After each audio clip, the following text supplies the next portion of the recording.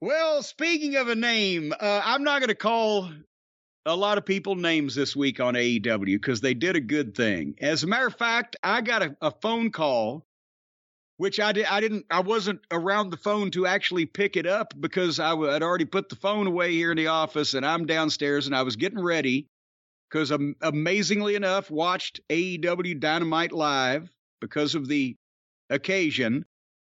But I got a voicemail from about 7:30 from let's just say from the AEW locker room. And they Was it Anna J? Was it Anna J? Quit. Now she don't know where she's at right now. She's still dizzy. But the comment was that Mark Briscoe was there and happier than a pig in shit. And that's a compliment. If you know Mark, he would enjoy that. He's always been big on animal feces. But Mark was thrilled to be, well, the chicken shit and everything. And I guess so. He even did a promo one time. He said, I can't do his that weird Briscoe accent, but if you're going to do a job, you got to pick a job where you come in contact with plenty of animal feces. It keeps you humble. And then she's digging out the fucking chicken coop. How about that weather report with him? Did you see that? Oh, yes, I retweeted. I was there that was when Sinclair first bought Ring of Honor, and they had the Briscoes on, and several of the guys on various programs on their air, and they had Mark do the weather, and in front of the green screen, it was fucking. I personally myself have been struck by lightning on 2 different occasions. One time, I was holding a dolphin figurine. It was the only thing that saved me. It was made completely of rubber.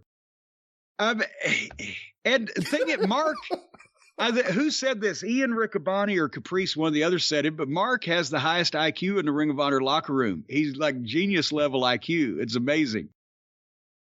But anyway, so it was the tribute show to Jay, and they were in Lexington down the road here at Rupp Arena. And I will say it actually, and this is not even a knock on AEW. This is just the state of wrestling these days. It saddened me. I think they sold about 5,000 or 6,000 tickets to Rupp Arena, which, if you don't know, is the home of the University of Kentucky Wildcats and seats 23,000 for basketball because it's the home of the UK Wildcats. Hey, any issues as a promoter running a college town in January? Back to school? No. Well, no, not. I mean, was this some kind of spring break week? They're around. It's the end of January. But I mean, I don't know how many college kids they drew, or whether it's just the standard AEW age group and audience. But Jarrett ran Rupp Arena once a month, as we've talked about, from 1978 through the mid-'80s when they lost the TV in Lexington. And he worked the majority of that time. They drew between 5,000 and 8,000 people a month. I think Lawler and Savage had the record when they finally did the grudge match. It was 8,000 or 9,000 people. But the WWF in the early 2000s, remember, they had a couple of sellouts there. And this was after the high point of the house show business in the Attitude Era, but Lexington was always a great town, and that's when the students at UK were engaged. Not only, I've talked about the girls coming to see Lawler and the Fabs and Dundee and et cetera, but the UK students were engaged at that point in time, and also OVW was here in Louisville, and I'm not saying OVW was drawing them sellouts, but they had an extra bit of publicity and awareness in this part of the state because OVW did work with the radio stations, Clear Channel, and we had the TV show on. 10 to 20,000 homes per week, depending on the time or the era of the ratings book, were that the OVW show was getting. We were doing constant co-promotions with the WWE when they would come to town and running their commercials. So it was extra local broadcast advertising and just the awareness of the guys being around town and being on the news a lot and things. So Louisville and Lexington stood up a few more years for live events after the downslide of the Attitude Era. But where I was going with this was Rupp Arena, Lexington. It's such a beautiful facility, and it's right there downtown. they would do at least one or two times. They did bigger houses than the Louisville houses, even though Louisville's a much bigger city. And there was that big sellout they did for the WWF pay-per-view where the commissioner was there and Triple H had to get juice, and Gunnerman lost his mind and fined them and tried to suspend their promoter's license, and they got mad and didn't do TV or pay-per-view in Kentucky because they couldn't get juice for, what was it, the next 15 years. Nevertheless, we start AEW's program. You know, I'd said last week I'd put a tribute to Jay and an explanation and then put Mark and Jay on first while they had the biggest audience they were going to have. And I thought that would hook a lot of these fence sitters that just tune out after the Big Bang Theory to maybe see what else was going on. They countered instead with, let's send Jericho out there so that he can get some glory. Him and Sammy and Danny Garcia. And did you see what Jericho and Garcia had the rip-off male stripper pants, and when they ripped them off and threw them up in the air, Jericho's fell back down over his fucking head? Or were you watching Jericho's pants that close? I wasn't watching his pants closely, but I did see the spot. Yes. So it was Jericho and Sammy against Action Andretti and Ricky Starks. And I've got, again, I'm not going to be too hard-hearted, but I got to point out what I see. Most everybody involved in this was over to some degree with the people, and the action was good, especially when Andretti was working with Sammy. But as a tag team match, this was a goddamn mess, and I'll explain why in a second. But let me say good things about Action Andretti. He's in great shape. He's a talented athlete. He does great moves, and he's also got some of the basics down. Very athletic again, unfortunately small, but he's a great underdog white meat babyface. Not somebody that can be a main event guy right now because you're trying. This is the kind of guy that you bring in and you let him start looking good and get over organically with the people because they really like him and he's snazzy. And you slowly move him up because, again, he's green and he hasn't done a lot of talking on television, and that shows. And also he's a little fella. So, you know, instead of having a big time superstar, Chris Jericho, put him over and then featuring him every week and in a top spot right off the bat, throw him in the deep end. And he's going to come and go like a lot of these guys have come and gone. They've tried to do the same thing too. Have you seen where Wheeler Yuta's at these days? We'll talk about him in a minute. But this guy, if you just let it happen and start bringing him along, do no harm. Use the Hippocratic Oath on a guy like this. Don't book him to look like shit. Let him win some, lose when appropriate, and get over with the people and slowly move him up. A guy that could be a main eventer now would have been if Ricky Starks went out there after he did a high-profile job for MJF and beat Chris Jericho flat in the middle. Now, that would have been interesting because he's already, nevertheless. Well, if I could just say, though, I think part of the problem with Andretti, and, you know, people like him, but there were a lot of quiet spots when he was the one doing the offense in the match because people still don't know him. And well, yes, they're not familiar. And unless he's beating up, because Sammy's kind of familiarity breeds contempt these days. When Action is beating up Jericho and it's unexpected, that gets a big pop. When that's the thing, when Sammy and Action did the first 5 minutes of this match without tagging either partner in, and it was, you know, not only was it kind of starting to get the same thing after a while, but I can see any fan from 10 years ago. And to be honest, the crowd was all over a lot of shit later on in the program. They were more quiet a lot of places for this. This isn't. Lexington wasn't trained on acrobatic wrestling, and any fan from 10 or 15 years ago that might tune in the program or be sitting in the stands is like, what is this, kids wrestling? Well, the other thing I was going to say, though, Action Andretti, who, by the way, looks like the illegitimate son of Jimmy Del Rey. Next time you see him, you'll see it. But Action Andretti, he beat Jericho. He got that surprise win after what was a long, I think it went through the commercial, what was a long match, got the win. And then everything shifted almost right away to Jericho and Ricky Starks. Jericho's feuding with Ricky Starks and technically Action Andretti, who have to wrestle his other guys just because they're both feuding with Jericho. I think that hurt Action Andretti. It wasn't, okay, let's put him with Ricky Starks, who is really over and could be super over if we did the right thing with him next. Putting him with Ricky Starks didn't help Ricky Starks. I don't think it helped Action Andretti. I think he kind of needed to be on his own, establishing himself. He kind of got lost in the shuffle almost a week after he won his match. Well, remember, the week after he won his match is when he came out and basically Starks was put in the little buddy role because they knew that was going to happen. So okay, let's let Action come out and kick the shit out of all the heels. But then he came out and saved Starks' ass and made Starks look like shit. So they're trying to shoehorn shit together. It doesn't necessarily need to go together this quick. It would have been like if the 1, 2, 3 kids started teaming with Hulk Hogan the next week, you know? Yes. I'm surprised Hogan missed that. Waltman was very popular. Well, he left right after that, to be fair. That's true. He left right away, yeah. But basically, so Action and Sammy did the first 5 minutes themselves, and then they both just cold tagged basically Starks and Jericho in with each other. With no milk, they just, boom, tag. No, like, you want him.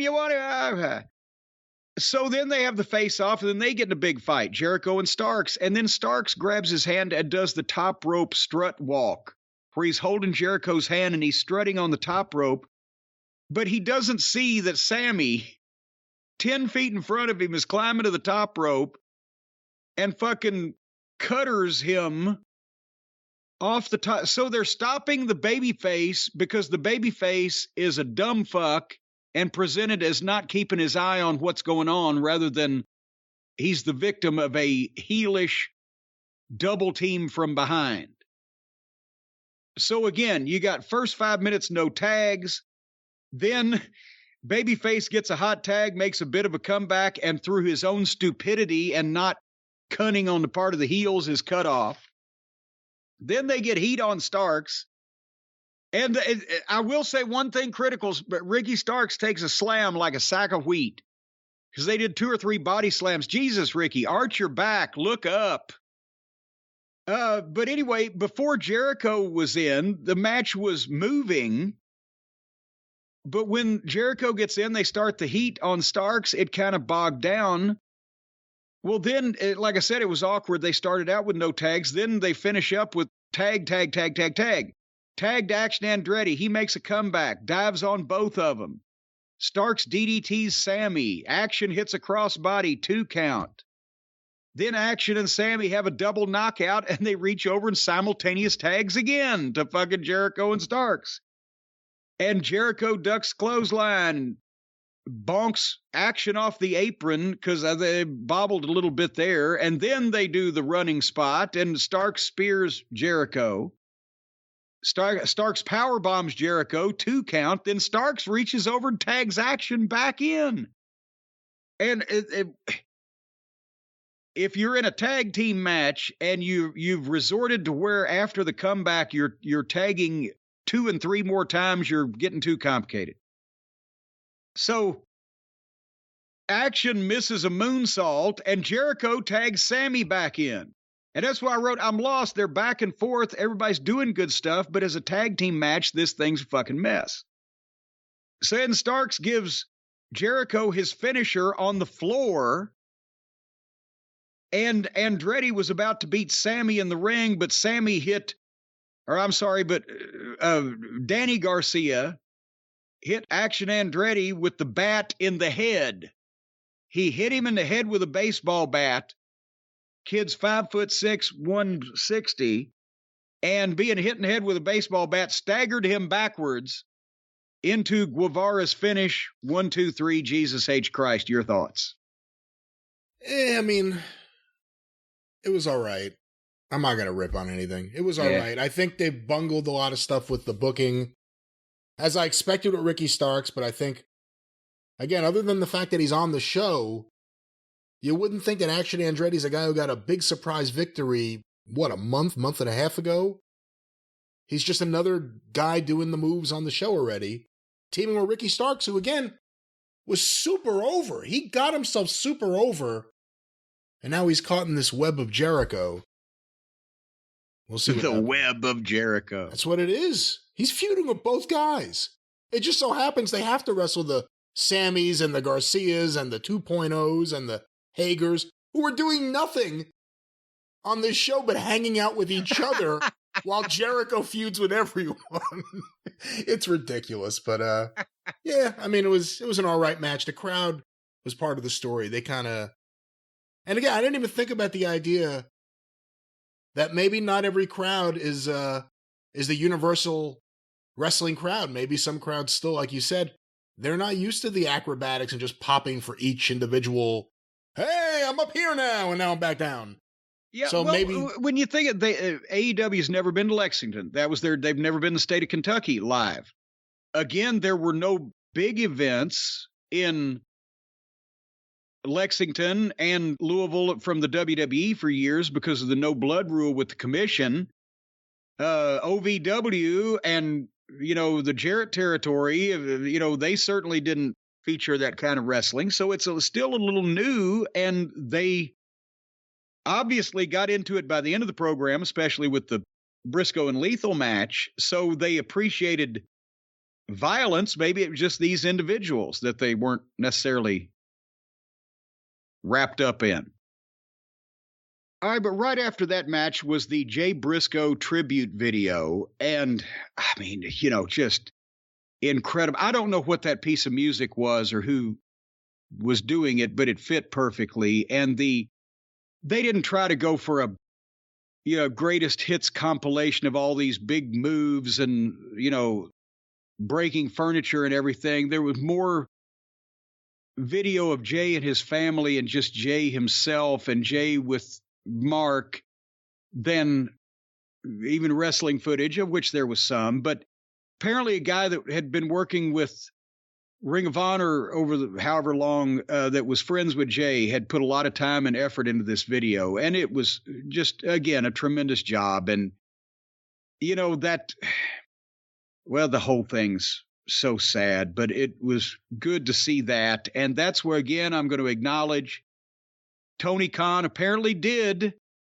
We've called bullshit and shenanigans in the past, but he apparently did and had been going to bat for the Briscoes and trying to get this done. And it wasn't lack of trying on Tony's part that it was done too late.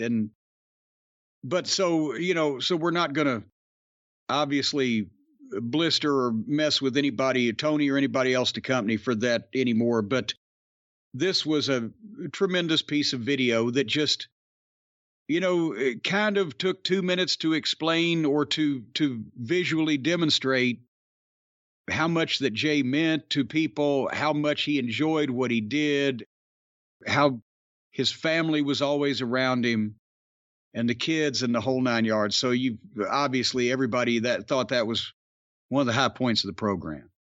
I have to admit, I teared up. I got real teary-eyed, and it was a tremendous video. It's also sad, like you said. And Tony and AEW and everyone involved deserves a lot of credit for fighting for all this. And then again, we're a week later, and they did such a great job with it here on the air.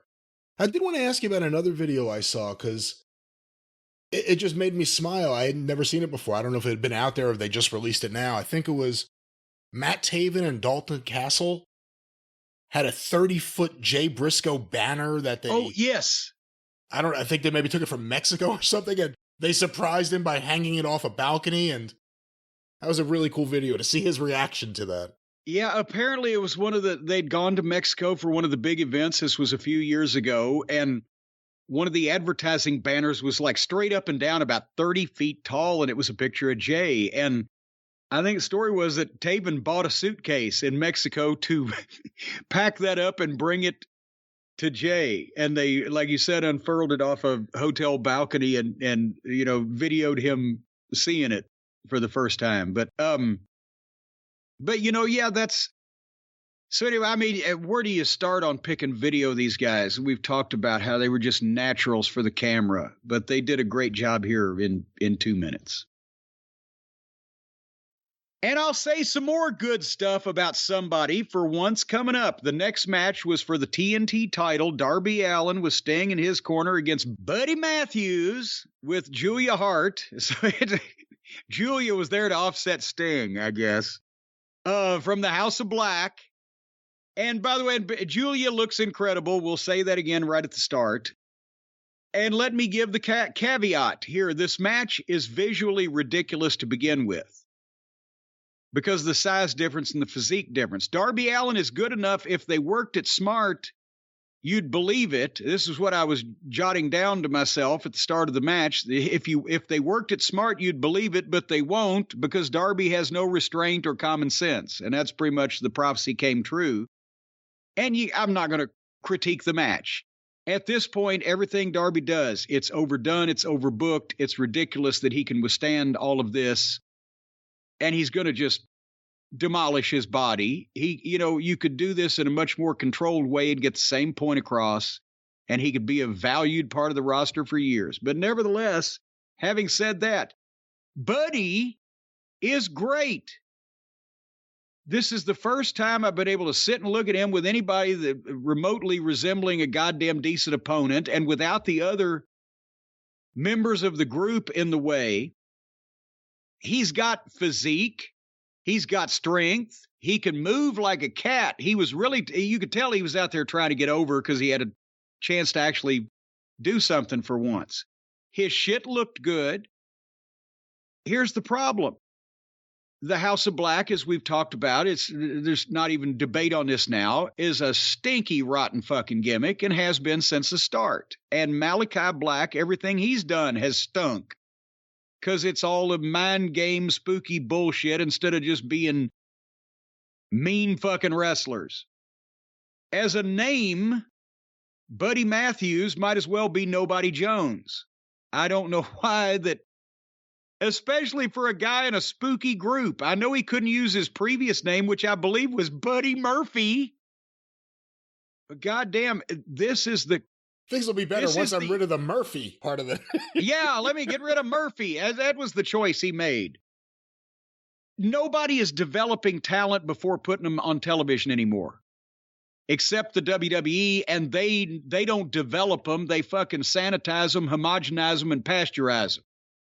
But as far as just what would be done, Gary Hart used to talk about developing talent, tweaking a gimmick or giving a guy a gimmick or, bringing something out of him here and there.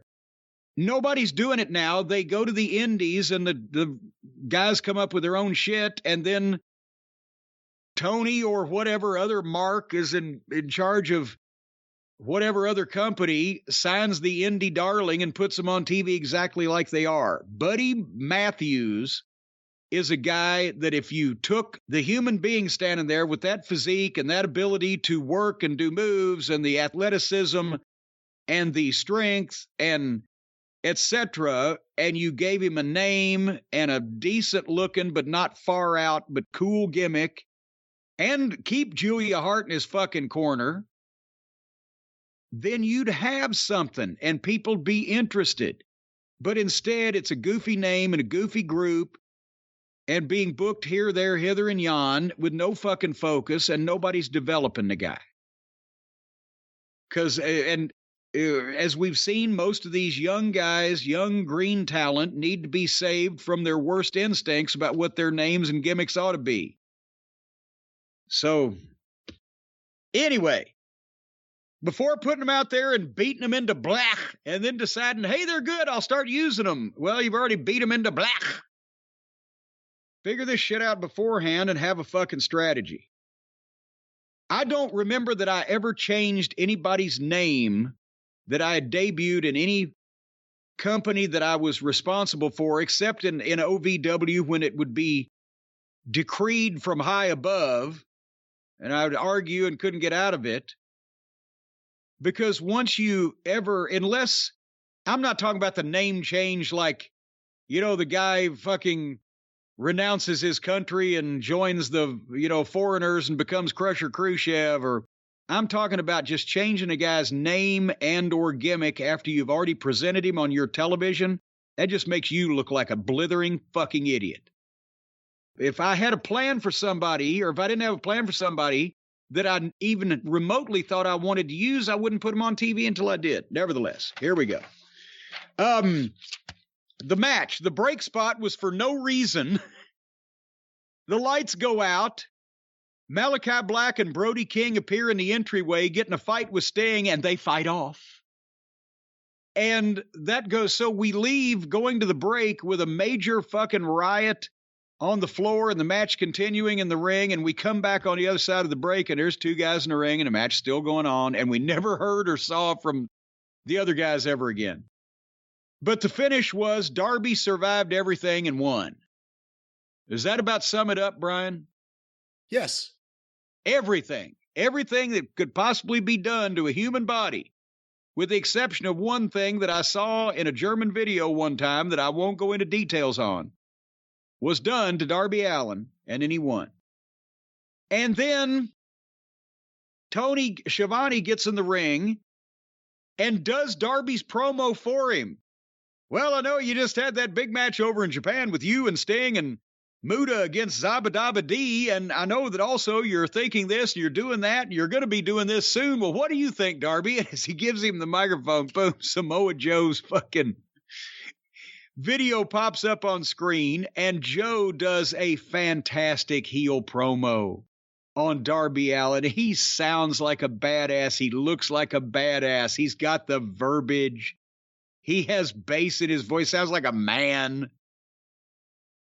Again, this is the thing that you do when you bring a guy in. How long's Joe been there now? 4 months, 5 months, maybe 6 months. I don't know. Every week, the first 6 weeks, he should either speak in a manner like this or beat the shit out of somebody and pin them. But instead, they come in, they do some jobs, then somebody gets an idea, and then they start doing these brilliant promos when the fans have already decided they know how to take that person based on first impression. But anyway, Joe did great. And as he finished basically saying he was going to just kick the shit out of Darby Allin at will, they cut back to Darby in the ring, and he's got his arm around the referee who's still holding him up to his feet, and he's staring slack-jawed and says nothing, and they play his music, and we were gone. So that's the first time I've ever seen a guy being interviewed where he never spoke a word. The only people that spoke were the interviewer and the guy that was responding to the fucking guy who was being interviewed without the guy being interviewed ever actually opening his mouth. But maybe it was better that way. What'd you think, Brian? Good match. Thought it was a good match. And, with his name is Matthews now. Beyond the whole name thing, and the name's terrible, I think the last thing we saw him do in WWE, and maybe I'm wrong, he was kind of a lackey for Seth Rollins. And then he fell in love with Buddy. Yeah, and he fell in love with Mysterio's daughter, I think. Or she fell in love with him. There was love in the air. I don't know where it was landing. And then he comes here, and he's immediately slotted in with the House of Black, where he'll clearly never be the number one guy. You could argue over who the number two guy is, the big giant guy or the big muscular guy, who's not as big as the giant. He's always a sidekick. He's always a side piece. He's never in focus. Just like I said about Action Andretti earlier, it would do him well to not just be saddled in a tag team. If you had Buddy, if he had a different name, a different gimmick, whatever it was, but if you had him, even if it was in this form, even if it was with Julia as a manager. Yeah. And he wasn't just tied with other people, not just the House of Black, which is terrible, but just anyone. Just let him be on his own and work and get over. I think that would help. And, we used to talk a lot about it. We haven't in a long time, the idea that in AEW almost everyone has to be in a faction. It may not be as bad as it was. I hadn't really thought about it in a while. Maybe if I did, I'd realize everyone. It would be. Yeah. They're still there. They're just not putting the factions on TV as much because nobody gives a shit. But unfortunately, that's what happens. Instead of, I think, to a lot of fans, Darby beating a really good wrestler in a really good match, it becomes Darby beat the third guy in the House of Black. And it doesn't help someone like Buddy Matthews at all.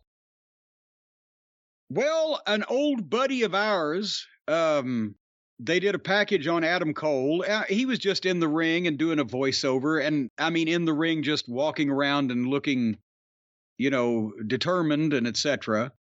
But he's being presented as a complete babyface.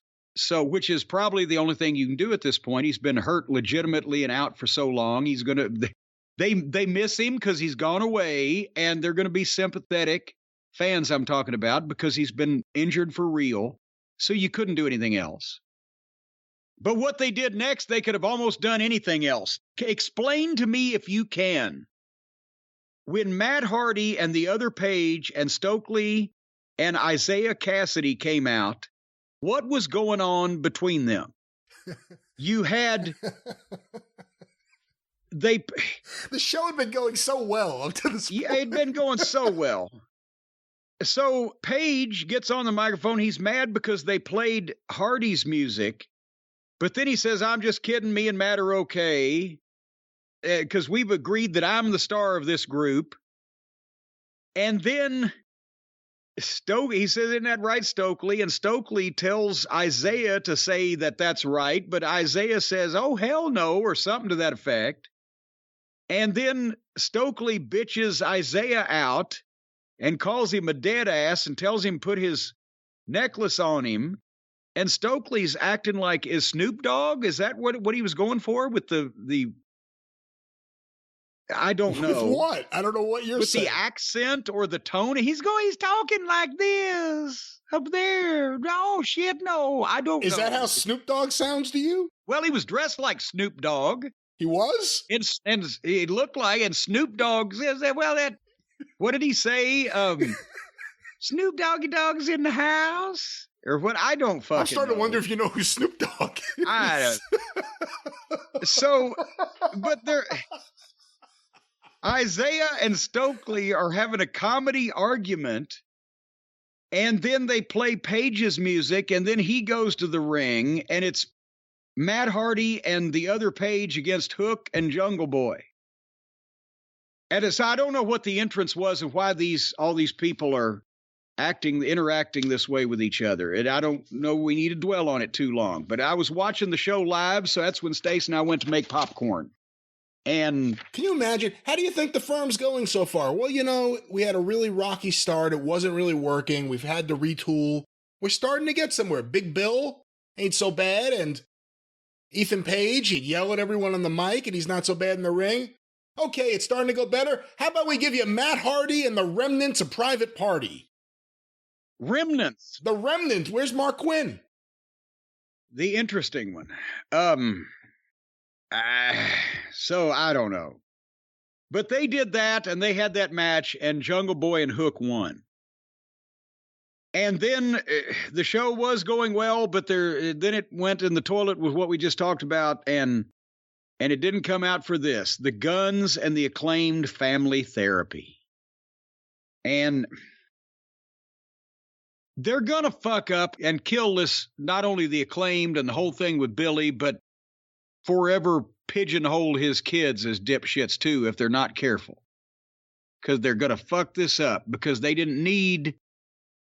The concept of this is that Billy has wanted them to all sit down in family therapy with a therapist and talk about their problems and issues and whatever. And what they did was this wasn't even shit-stained Monday Night Raw stuff. This was shit-stained TNA Impact stuff. They got a girl therapist that overacted. It wasn't believable in any way. She did goofy double takes and phony facials. She was obviously either a rented model or some trainee or something because you don't see young, attractive family therapists that look like that and overact like that except on wrestling programs. So you couldn't believe it. It wasn't legit. It was goofy. And in porn.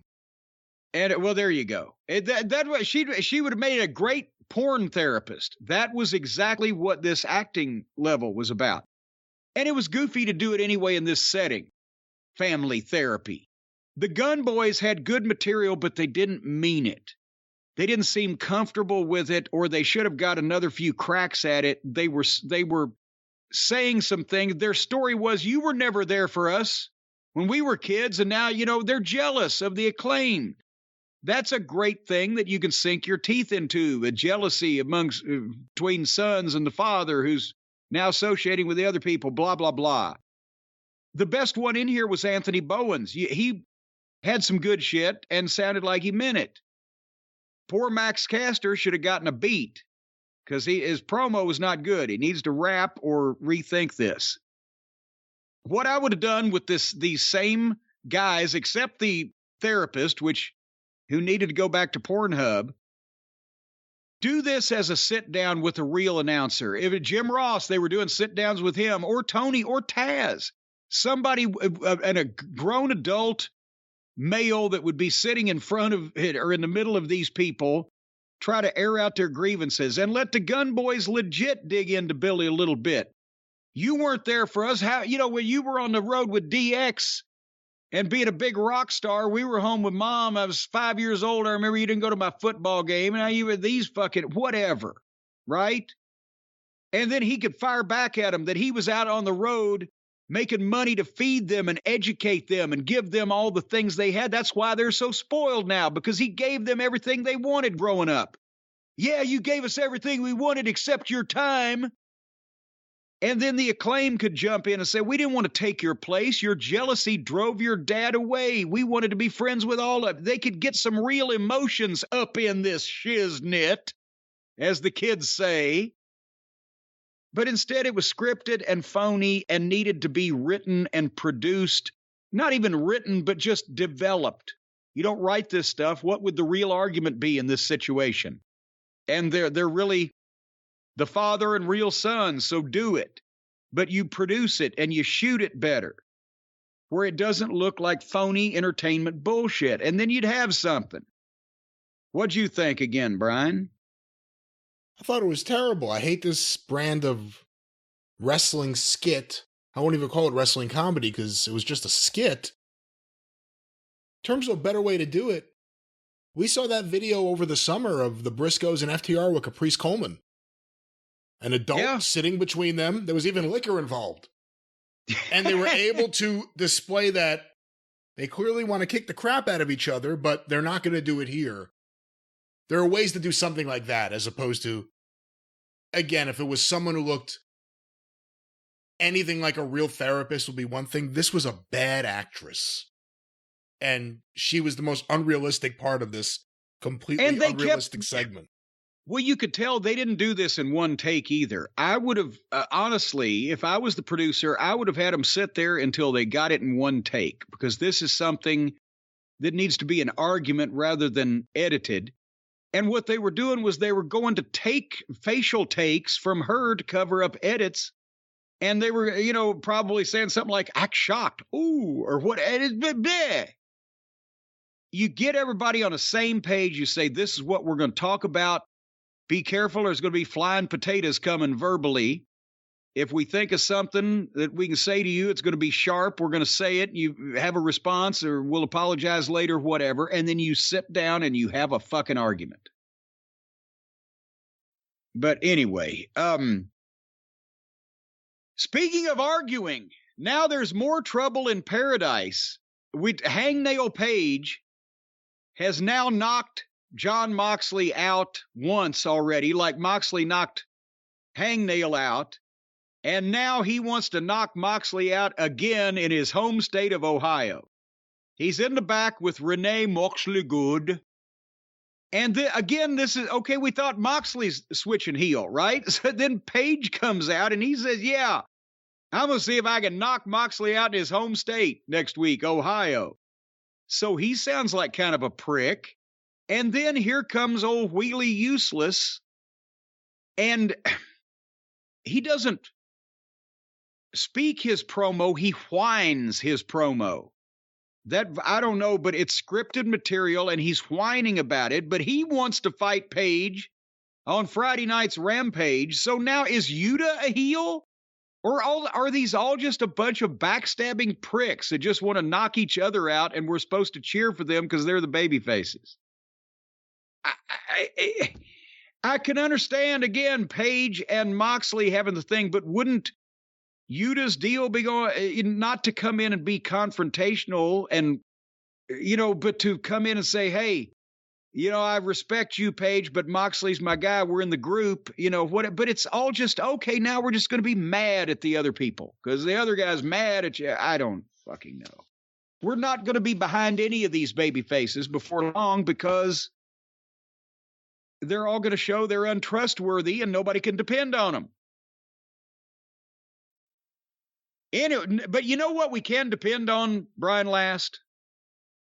I have no idea, no. We can depend on Brian Cage to bring down the level of in-ring work no matter who he's involved with. I thought this is going to be faint praise. This was the best Brian Cage match I've ever seen, but because it was against Bryan Danielson, it was one of the crummiest Bryan Danielson matches I've ever seen. It's Danielson and Cage, and at least it's a heel that Danielson has to fight. Remember, he's got to win every week or he doesn't get the title match with MJF. And MJF is now, as we mentioned, that it might have been a good thing first with good old take a shit first week. It might have been a good thing if MJF was actively encouraging heels to win this thing for him so he doesn't have to face the guy.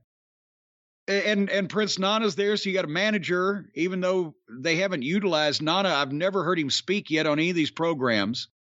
And he doesn't really interfere. He might wave and distract every once in a while. So they haven't established who he is, why he is, what he's about, so that he can be a benefit to anything. But basically, Danielson did the best he could. Cage, for all the various reasons we always say, Cage is just rotten. But in the finish, Cage tries to buckle bomb Danielson, but threw him sideways into the ropes with the back of his head first. That's the thing you always want to do with a guy that's had concussion syndrome. And then hit him with a power bomb and then went to power bomb him again, but Danielson sunset flipped him out of the second one, 1, 2, 3. But immediately, of course, here comes Cage and Prince Nana get in the ring to get on Danielson for heat, like in almost every match on this program.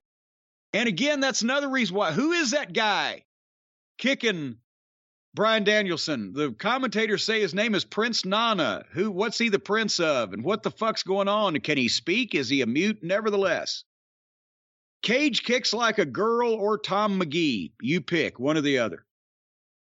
But here comes MJF down the ramp, and immediately the intensity picks up, and people start paying attention. And MJF has a whole nother demeanor to him. He goes to the audio table, and he's throwing shit around like he don't give a fuck. He's not working cleaning it off. He shoves a guy on his ass. He's jerking shit around. He gets in the ring. He throws the chair in the ring, rather. And it just the way he's carrying himself and the intensity that he looks like he has, you could tell shit's business just picked up. So they do the deal where they get a chair and Cage puts the chair on Danielson's arm and shoulder and runs it into the ring post and boom. So Danielson's selling his bad arm, bad shoulder. And Cage rolls him in and gives him to MJF. And then MJF, he tears doesn't tear, but he takes his jacket off, and everybody's got the attention all on MJF, and he mounts Danielson and throws punches to his head like a man, not windmilling flipper fucking bear paws to the vicinity of his head like the rest of these assholes, but throwing punches to his head like a man, not the sissy boy slap fight. And then he's going to go to Pillmanize the arm. obviously the angle that Steve Austin, Brian Pillman did 25 years ago. That's where the term has come from, where you slip the guy's arm or leg inside the chair and then come off the ropes or whatever with a big stomp on that, and you're trying to break the arm. Well, Cage is holding Danielson down on the mat. The chair's on his arm. MJF goes up the second turnbuckle. He's going to jump off, and here comes our friend Take a Shit. And he hits the ring, and MJF immediately bails and runs off, and old Take beats up Brian Cage and saves the day. I love the angle. There were two things wrong with it, and I will explain both. And this is in the interest of being constructive. Because, like I said, the match was so-so, but it accomplished the point. Danielson beats a big heel and continues his winning streak, so MJF tries to try to come out and help and do something to get rid of this guy. There were two things wrong with the angle. Number one is kind of accepted these days, and Brian, we've talked about it. It was a sports entertainment type of angle in the idea that nobody tried and failed to help before Take a Shit did.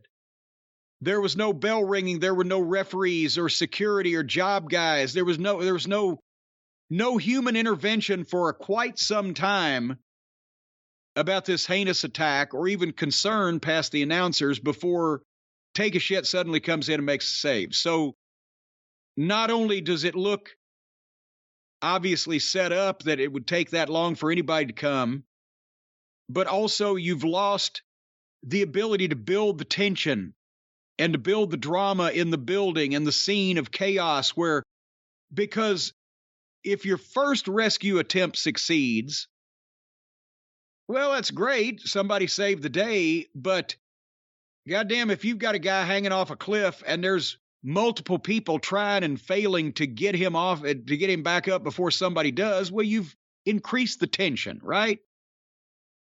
But that's an accepted form of, wrestling today. It just happens, especially in the WWE. But use Prince Nana with a slapjack. Play King of the Hill. He's right inside the ropes. You got to try to come through the ropes to help save Danielson from these other fucking guys. And there's a guy that's got the ground on you, got the height on you. You got to get through the ropes, and he's got a slapjack. It works when you have a riot. So anyway, the second thing, and this is more psychological on my part, but see what you think about it, Brian. You remember what happened. Cage is the one holding Danielson down on the mat with the chair around his arm. MJF, to make sure that he's the heel that gets the credit, the heat for the attempt.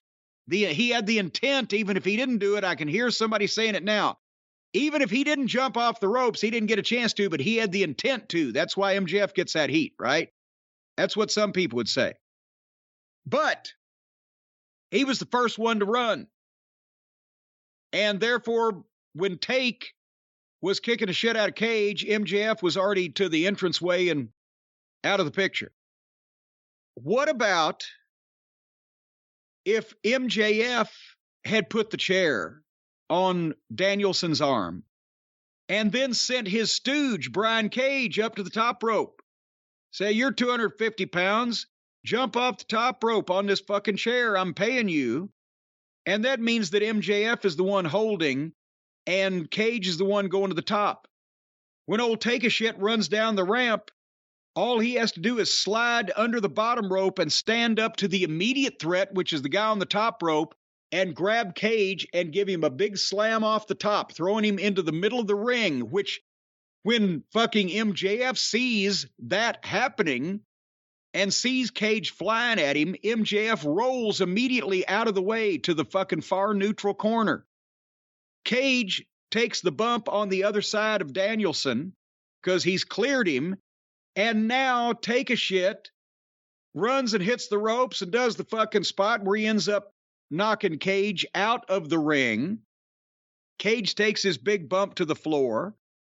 MJF is coming from behind Take to get him, But then turns around fired up, and now the only people in the ring that are up on their feet and visible to the people are Take a Shit and MJF, as MJF puts the fucking brakes on, puts his hands out, whoa, whoa, whoa, kicks his feet up, falls on his ass, and then rolls out and takes off. And then Take a Shit, instead of chasing him, turns down to see about Bryan Danielson, who's still laying there on the mat, and now the doctor is sliding in also, and you've separated that. But what you've done is you've made MJF the last thing that people fucking see. You know, when instead of Cage was the MacGuffin here, the red herring, he was just the stooge that was doing the evil intent. So he's the one that takes the bumps and gets beat up. But then MJF is the one you see, and all the attention is on as he puts the brakes on and, like a chicken shit, rolls out and runs off. And that's the last thing you leave in those people's mind. Take a Shit ran MJF off as he was about to cause Bryan Danielson to get his arm broken. Does that make more sense to you? The way you just laid it out made a lot more sense. It's just a little thing, but that people's minds, they remember the final thing. That's where, when some of these finishes are so overbooked, there's a good point in them somewhere, but the good point gets lost by the time everybody gets finished doing their shit and gets the fuck out of the ring. Anyway, nevertheless, in the back, immediately after the break, the doctor was there, and Renee Moxley Good came in to see about Bryan's shoulder and his arm, and the doctor is saying, and Doc Samson was okay in this. Not a professional television personality, but it's good to have a real doctor saying shit like this. But Danielson was fired up. I'm not too hurt to wrestle, and I've, wrestled with this and that and the other thing. He had good emotion. He's coming to MJF. He's going to expose MJF. He's going to show what a fraud he is, blah, blah, blah. The match was so-so. The angle afterwards and the promo nicely built to this big title showdown we're about to see soon. Did I miss anything in this segment? No, I think you got it all. It did hit me watching this that Brian Cage would have been a good fit for the Spirit Squad. Kind of has that male cheerleader kind of movement in the ring, but... Oh, boy. I think Tom McGee is a more apt simile. But, anyway... Did you read that Brian Cage is putting out feelers? His contract's coming up. He's putting out feelers to WWE. I read that somewhere. Did you read that Brian Cage is putting out feelers and WWE is putting them back? No. They said, no, thank you. We don't want any more feelers from you. Thank you. Go feel yourself. Go feel yourself. We're fine. Good Lord. Well, maybe they'll put him on NXT and we won't have to see him anymore.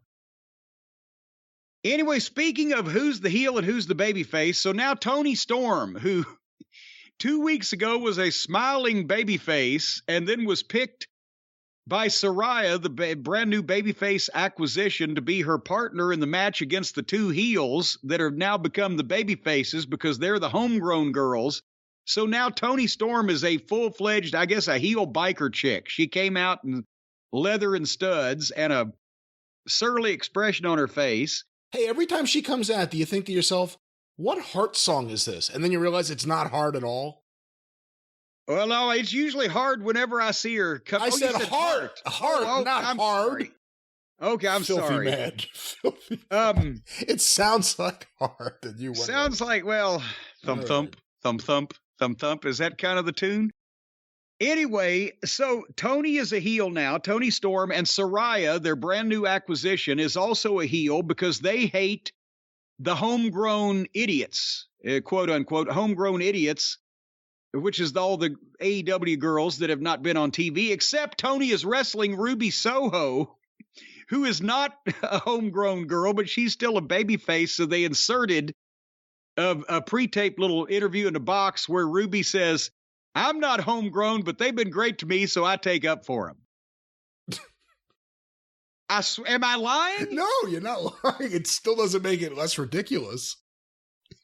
So in this match, they beat the shit out of each other, and they kicked out of everything. And then Tony was about to powerbomb Ruby, and Britt Baker's music played, and she came out to the entranceway 100 feet from the ring, and Tony Storm stared at her for a minute, and then spun around and went to pick Ruby up, and Ruby grabbed her and hit her finish 1, 2, 3. I've never seen that finish before, he said with his tongue in his cheek. Speaking of tongues in cheeks or in any other orifices, who the fuck's got theirs up Tony's ass in this? Do any of the girls want to be booked like this? I get maybe for Britt Baker. Well, no, it doesn't make any sense that Britt Baker is a babyface now, because then Jamie Hayter can't turn on her and become a babyface that the people want her to be. She's going to turn on Jamie now. Well, eventually, not now, but. Well, but no, the people wanted Jamie to be the babyface. They were cheering for her. They wanted her to turn on Britt. Now, if they do it the other way around, it won't make any sense, and it doesn't work anyway now, because Britt's a babyface too now, because she's homegrown. She's the Folgers coffee of AEW. She's mountain grown. They should come out there and say, we're homegrown. You know what that means. You've never been injured like you're about to be injured in a match with us. We may land on your face, may break your leg, may throw you through an invisible table, drop you right on the apron head first. You never know what could happen against homegrown. That's right, baby. Because maybe they call them homegrown because you have to be high to fucking work that bad. Nevertheless. Chris Colt worked better when he was high, they said. Well, but he had it to begin with. So anyway, so I don't know. Pick whose side you're on with the girls, like we do everybody else. I needed a break. That was the side I was on for this match. But then again in the back, and I like that MJF does need to talk every week, but he doesn't need to come out and do a live interview every week. And we had seen him in the live interaction before. So I like that it's not just the typical backstage 30-second throwaway thing with him, but they give him time to develop shit, because he was in the back and he cut a promo on Take a Shit and Danielson. And again, it gets old when we say this, but he's 2 levels above everybody else verbally. It's his own material. You can tell, it's obvious. He delivers it with emotion and inflection and spontaneity. In a lot of cases, you can buy that he's just rattling it off the top of his head. And part of that is because that's what happens when you are doing your own shit, not something that somebody else told you to say. That's why people, you say, well, Cornette, he comes up with that shit off the top of his head. Yeah, I did. I wouldn't have been able to do it as well if somebody had given me 2 minutes of material and told me, say it just like this. So the point is, it was nobody else is this good at cutting a biting heel promo. I think that Punk is in the camp as far as a guy that can talk to the people and be a baby face and have that, that group mentality where we're all in this, he can rally them like that. There's people that are comparable, but nobody in the same genre right now as MJF.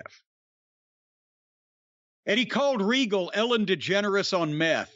So anyway, next week, it's going to be Bryan Danielson against Timothy Thatcher. How about that? Where the fuck has he been? He was on NXT back when we liked it, and then they ruined it, and we stopped watching it. He was gone. But now he'll be on AEW television. So it'll be not only, I would think, hard-hitting, but also highly technical, and I'm looking forward to seeing that. Any comments on your fellow member of the Jewish faith, Brian? Member of the tribe is what we would say. I know, good promo. Now, he's the tribe. Is that a racist comment? If you're not a member of the tribe, could I get away with saying something like that? It sounds unsavory. It sounds derogatory. Yeah, that's a good question. I mean, would you be able to, if these basketball players, they're getting from Africa and Nigeria and whatever. If you said, well, what tribe is he from? Would that, you goddamn, you'd get canceled. Yeah, you couldn't say it, I could say it. Like, I could turn to a fellow Jew and say, oh, he's MOT, or he's a member of the tribe, and they would understand what I was talking about. If you said, that guy over there is a member of the tribe, now you'd get yourself beaten. Well, see, that isn't something I'd say because I wouldn't even really come up with that terminology to begin with. But since you said it, that's why I was bringing it up. Say it, yes. I didn't know that was a thing. It was. But yes, my fellow like, Long Islander did a good promo. And remember back at the Great American Bash 86, the summertime, Dusty put me on commentary, and I had the wicker chair and Bubba sitting next to me and the Panama hat or whatever and the flower in the lapel, and we're doing the summer season, and Bubba's bringing me pictures of, mint juleps and shit. And I had to get my mother on the line, and Dusty, we're in Spartanburg, and Dusty's in the locker room. He said, okay, you got the phone sitting next to you, baby. We come back, you say, you're going to get your mother on the line about this. This ain't going to stand. You're going to make sure she knows about this. Some bullshit going on, baby. And somebody answers, and you say, you're calling the diamond mine, your mother's diamond mine in South Africa. And they answer the phone, and you say, can I speak to my mother? And you say, well, who's running shit down there? Well, who's the head, you bangy? So I said, well, who's running the diamond mine down there? Well, who's the head, you bangy? They don't have you bangies in South Africa, from what I've found out in the 40 years since then. But nobody complained about it, but Dusty loved that line. He's like, well, ask him, who's the head, you bangy? So the idea is your mom would be at the mine? She'd be at the mine. She'd be herself? At the mine, and yeah. We didn't think that one completely through, but it was good for the who's the head, you bangy line. I'm so rich, I stay at the mine. I don't even leave the mine. But no, good promo, as I was saying. And Timothy Thatcher versus Danielson, I have to say, next week's show has some intriguing matches. That match, Moxley versus Adam Page, Darby versus Samoa Joe. It could be a really good, if the crowd's hot, it could be a really, really good show. Well, speaking of a hot crowd, the main event was up and they were ready for this. And you could tell that, I mean, the people knew what was going on. They'd seen the video earlier in the night, but you could tell that they had heard the news. They knew what was happening. They knew who the Briscoes were. So the people that were there were obviously up on this situation. And again, give Tony Khan all the credit in the world. He brought in Ian Riccaboni and Caprice Coleman to do the color, along with Sockface, who didn't have the courtesy to bow out and let them do it. He brought Bobby Cruz in to do the ring announcing. I know that meant a lot to Bobby Cruz. And this is the time where, okay, yes, Jay Lethal is a heel now, but this is the time you can let that go. And I'll be the one to say that. And that's what they did. They had Sanjay come out halfway down the aisle with Lethal and then hug him and go back because they weren't going to be doing any distraction spots or whatever. And you could tell from the start, Jay was about ready to cry by the time he got in the ring. And it was the same thing when Mark had come out, who got a huge pop as soon as, reach for the sky, boys. The people popped and Mark came out and milked it, and the fans were into it, the in-ring intros, and Bobby Cruz gave it the big fight kind of feel. Their new producer has upgraded the TV look, the better lighting, better color. The in-ring handhelds on the intros, the jib shots made the crowd look big. There's an upper deck in Rupp Arena that's bleachers. It's not even seats, and that's how they get so many people in there. And they tarped that off, and the way that they set the building up and shot it this time. Remember, I said here a few months ago, AEW sometimes has people, but you can't see them. Well, the jib shots and the flyovers, you couldn't see any empty seats, but it looked like a big crowd. So the match, everything was hitting on all cylinders here. And then they had the match, and both these guys can work. And Mark, not only, I talk all the time about a guy like Johnny Gargano, because he can do all the moves impeccably, and he looks like Ned, and he's got no size and no facial and no personality. Mark Briscoe's guy, he can do all these moves, but also he's got the face. He's got the personality. He works the redneck kung fu. He's so natural. It's not good. It's goofy in a real and good way coming from Mark because it's him. It's not just foolishness. And these guys, they did all their stuff. They did a chop trade, but they made it work because it wasn't like, here, now you hit me now. And they were firing at each other. All their work looks good. They're so experienced. They fed each other so easily. Each one of them was in the right place at the right time for whatever was coming up. The match made sense. And then Mark, as it goes on, starts trying for the Jay Driller, the double arm pile driver in honor of Jay. And Jay Briscoe had beaten Jay Lethal for the Ring of Honor World title with that move. When Jay hit the lethal injection, Mark rolls to the floor. So he can't be pinned. Jay has to go out and get on him, and they have a fight on the floor for the first time in the match. It was late in the match at that point. And again, I'm not critiquing the whole match back and forth because it was beautiful. And I can give you a play-by-play, but there was nothing wrong with it. So just go watch it somewhere. But finally, when they get to fighting on the floor for the first time in the match, going home, Jay puts Mark on the table and tries to go to the top, but Mark knocked him off to the floor and then came off the apron, hit him a blockbuster on. I don't know how Mark has continued for all these years to take those bumps like that and still be as in good a shape as he's in. But he hits the blockbuster off the apron, which was first real big, hard floor bump, then puts Lethal on the table, goes to the top rope, and gives him the froggy bow. And it was beautiful. He couldn't have hit it any better in a better place, exactly on the table and next to his opponent for perfection. And both of them sold it like they were just out. And the fans chanted, holy shit. And that was the big fucking bump. And that's what they wanted to see. And then Mark rolls Jay in, covers him, gets a 2 count. There's a pop again. Mark goes for the Jay Driller. Jay gets out of it. Mark ends up hitting 2 big clotheslines. Boom, boom. And then the Jay Driller. That's the other thing they wanted to see. 1, 2, 3. And did you hear what you don't hear a lot anymore, especially because as we talked about these modern finishes coming out of nowhere or these tap outs after they've been in a stationary hold for 45 seconds, it's always better when you're building a finish that you can make people anticipate, will we get it? Will we not? Will we get it? Will we not? And then when it gets hit, the people counted along with the 1, 2, 3, along with the referee. They knew that was the finish. They knew they weren't going to get swerved or screwed because that's what it had to be.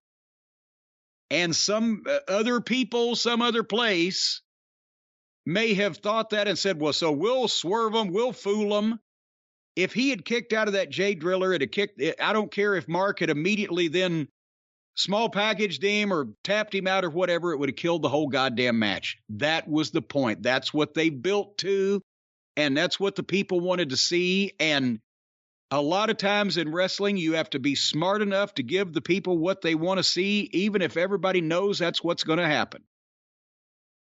I think ahead to Cody Rhodes' Royal Rumble, but I will back up to this match.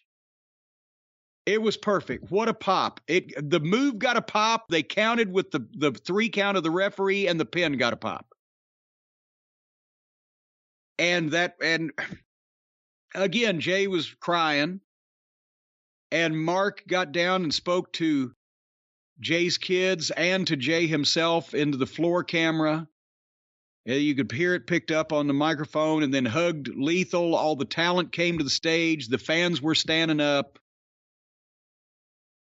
You know, the last image on the show was Mark Briscoe on the stage with a big image of his brother behind him. Yes, on the screen, the big Jay Briscoe graphic with Mark behind him and all the talent applauding for him and the people. And we hear now that Mark will be back in AEW, and goddamn good thing too. But it was a great moment. What could have made it better? It could have been a little longer. There could have been more of it. I don't know that anything else could have made it any better. And at least now that the world didn't come to an end.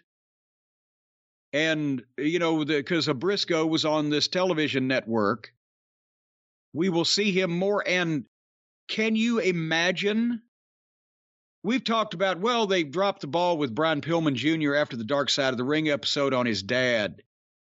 That is true, but it was also minor. It could have been a step up for Brian Pillman Jr., but not instantly catapult himself into, the main event situation. Can you imagine not only a babyface that the fans would like to cheer for more, but a brand new talent that they could bring in as a babyface that would be able to work at a higher level against more of the different people on this roster than Mark Briscoe right now, as well as the natural element of this guy, if they act quickly and smartly, could very well be in the next month the most popular motherfucker on the roster.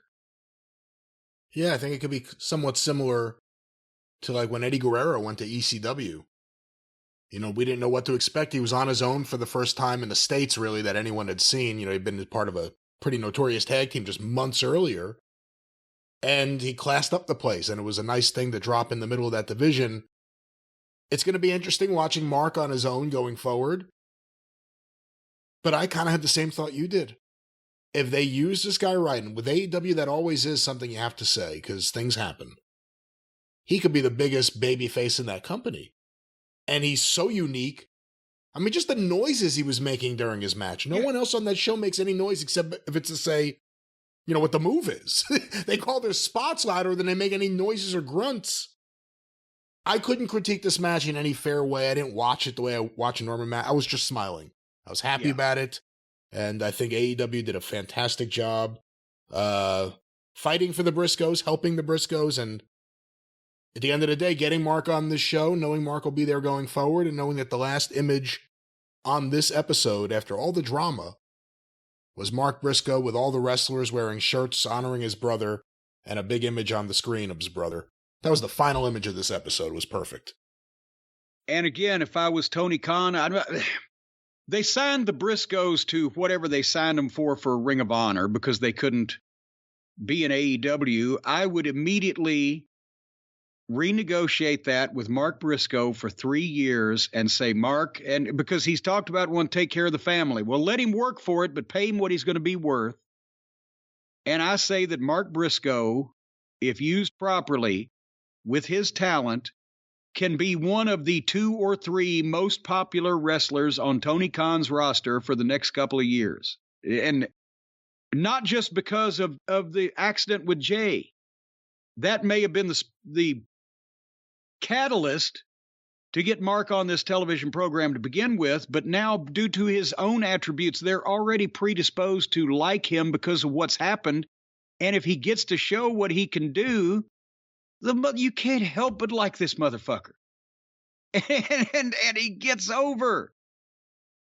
So I would give him a singles contract, and I would start thinking about him in that position if I was Tony, as quickly as I could, because you got to capitalize and keep it going.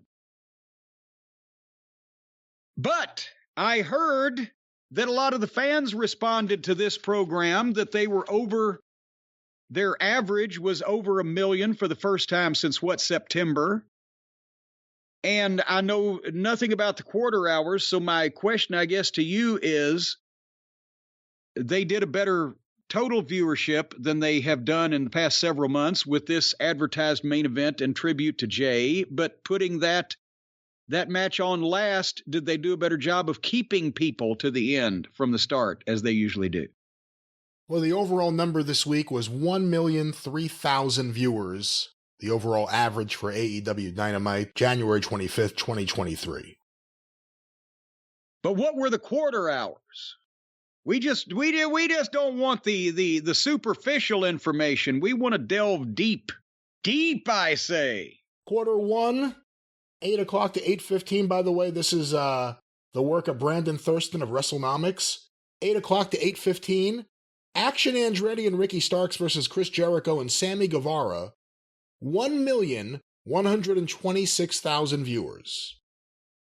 And that's about what they normally start out. And one of these days, we got to look up and see what the Big Bang Theory 7:30 to 8, what their numbers are. Actually, I'd like to see the quarter hours.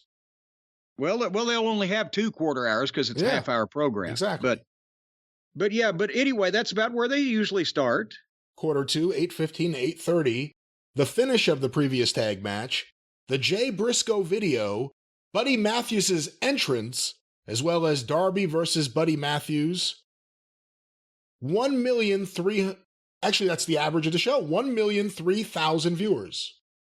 So this is the first time I can remember in months that they've done over 1 million in 2 quarters.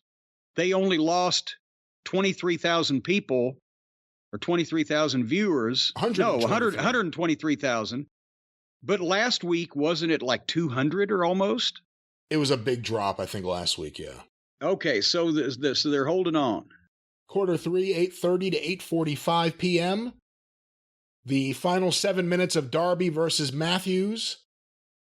The Samoa Joe Angle promo, whatever that was.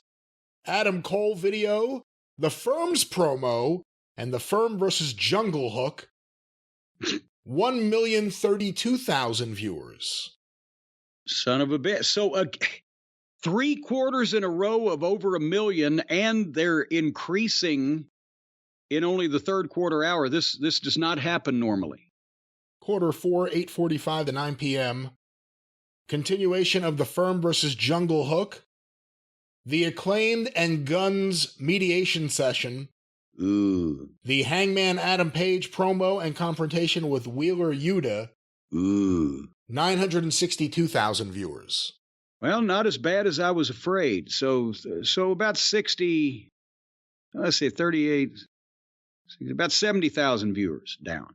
Because that was and now we're at the top of the 9 o'clock hour. That's right, 9 o'clock hour, quarter 5. Bryan Danielson versus Brian Cage and the post-match angle with MJF and Takeshita. 1,005,000 viewers. Again, can you remember a time where they did over 1 million at the top of the 9 o'clock hour and that deep in the show? People are sticking with this program for in much larger numbers than they did or than they do traditionally. I have to think that's because of the advertised main event and the theme of the show. They want to see what's going to happen. Well, let's see here, because this is usually where the trend happens, where people dive off. Quarter 6, 9:15 to 9:30 p.m. The finish of Danielson versus Cage, as well as the post-match. Like I said, the other thing at the post-match.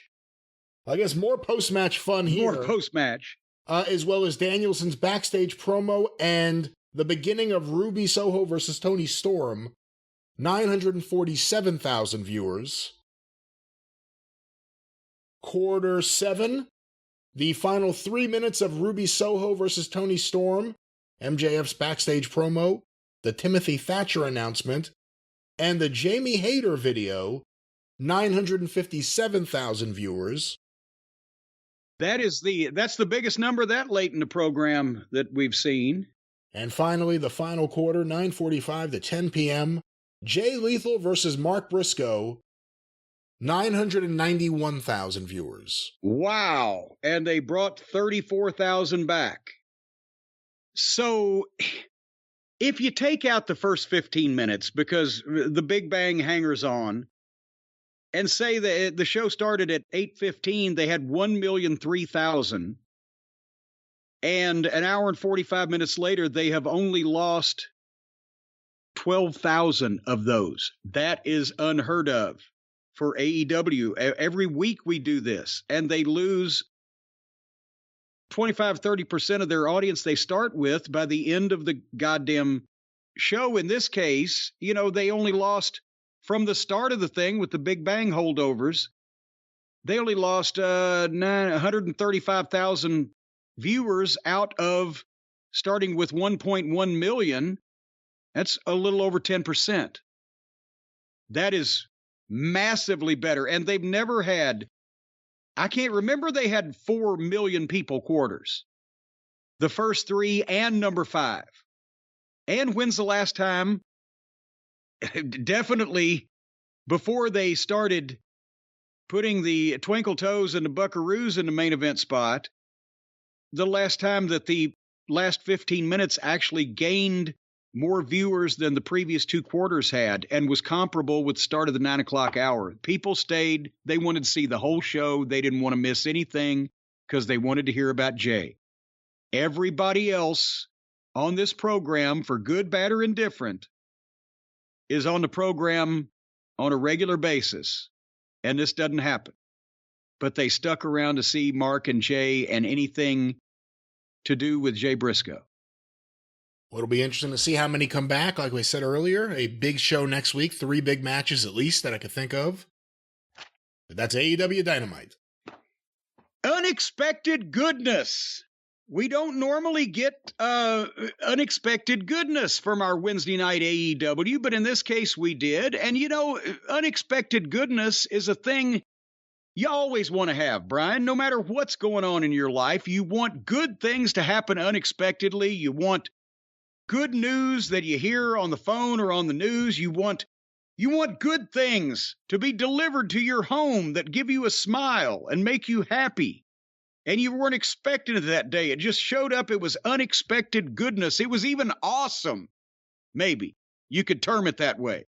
Could you not? Yes, I believe so. Yes, it was an interesting, long-winded, unwieldy question. I couldn't figure out where you were going. I'm trying to get it here, folks. I'm rounding the bend right now. If you want unexpected goodness in your daily life, figure out how to go to the place that I'm about to tell you how to go and set up a box of awesome from our friends at Bespoke Post. Because we've been talking about this for the past several weeks now, folks. The friends of ours at Bespoke Post, it's an operation that hand curates items that you might not have ever heard of or know that you need from small businesses across the country. I mean, we're talking cozy essentials, travel must-haves, cocktail kits, knives, craftswork of all various kinds, they got hundreds of options that you can choose from in the Box of Awesome. And what you do is you go to boxofawesome.com and you take the little quiz, and your answers help them pick the right box of awesome for you. I think it should be Box of Awesomeness, but maybe they were afraid that would be too long of a name. But they come up with a new box every month across a ton of different categories. So if you pick a certain thing you're interested in, they will have different boxes every month with the main theme being that interest. And each box is worth about $70, but you only pay a fraction of that price, just a minuscule part of that price, a soupçon, a veritable drava of that amount. And with each box of awesome, you're supporting small businesses because 90% of everything that comes in your box of awesome is from one of these small up-and-coming brands like Don's Discount Upholstery and Tax Service. You know, so I don't think that's one of them. Well, I got my, they had a business card in a box of awesome that I got. No, that was some other box. It was not. And he said, just send him all my money and he'd sort it out. So that's what I did. I think you got a box of crap there. That's not a box of awesome. Well, it's definitely not awesome if it's crap. And if you think it's butter, but it's snot, you've got a whole problem going on there too. But like I said, 90% of everything that comes in the box of awesome is from a small up-and-coming brand. Apparently 10% is potentially some kind of anthrax in there. No, let's not even joke about that. They're not going to send any kind of deadly chemical to the consumer. Or powder. No deadly chemicals or powders. No, nothing deadly. Got to watch out for the gas, though. What? Folks, it's free to sign up. How are they going to ship that? Think about that. How would that's a goddamnedest thing. When I was in school, when I was in school, I got me one of those chemistry sets, right? And I was going to be a big deal, and I was going to have a breakthrough, and I was going to make $1 million off of it. And son of a bitch, when you know I did, I invented a universal solvent that would eat through anything. Problem was, I couldn't figure out what to put it in. But when you go to boxofawesome.com, you're going to enter the code DRIVE, DRIVE, at checkout, and you're going to get 20% off your first monthly box. And so that means automatically you're not paying regular price. You're paying a fraction of the price. Then you're getting 20% off of that price. Holy shit. They're going to come investigate you for stealing this stuff if you get it any cheaper. You won't be investigated. Enjoy the good prices. They might run a little background information. You are safe and fine. No background. Well, what they'll do is they'll just look sideways at your file for a minute just to make sure nothing stands out. They won't do a deep check at all. There's going to be no more of these strip searches from boxofawesome.com. I can guarantee you that. No more body cavity searches. That was part of the settlement. There have never been any body cavity searches or strip searches. It has nothing to do with the services offered by our wonderful sponsor. That's the statement that they made right before the suit was filed. It's the statement I'm making because it's true. All righty. Well, certain people take it that way. But right now, folks, again, go to boxofawesome.com. The code is DRIVE. You're going to get 20% off your first box. You can pause or cancel the boxes at any time, by the way, but it's great stuff, and you're going to go and you're going to see all the things they're going to match you up with at that incredible boxofawesome.com website. And that's all due to our friends at Bespoke Post.